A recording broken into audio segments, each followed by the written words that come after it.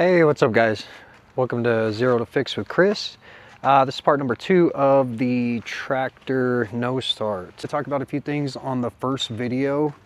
I didn't necessarily do anything wrong. When I was testing voltage on the starter itself, there towards the end, I was testing from the contact that was supplied from the battery. So I'm not really going to find voltage drop.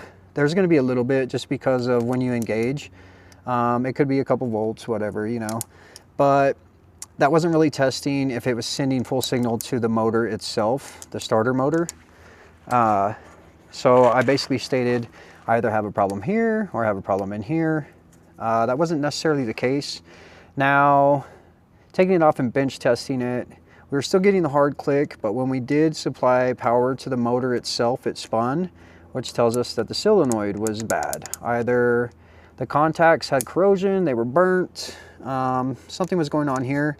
We were getting the click, just no spin. So I could have actually just replaced the solenoid on this, although I had it out already. I wanted to rebuild it because I probably will be doing more work to this tractor. I ended up getting new brushes, everything done on the inside, so I don't have to mess with this anymore. Basically, I already did the R&R simple remove and replace. You had 3 bolts here. I didn't make a video of that. If you guys want more detailed stuff on that, I can do that.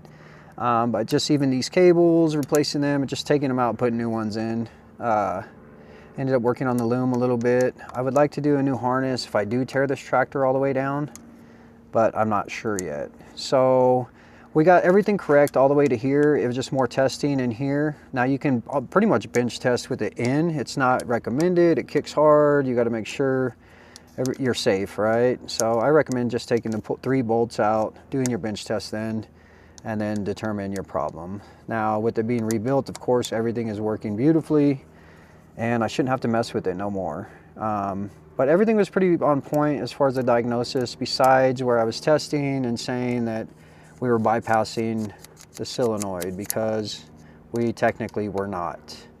So it ended up being a bad solenoid, ended up getting it rebuilt anyway. Everything is working good.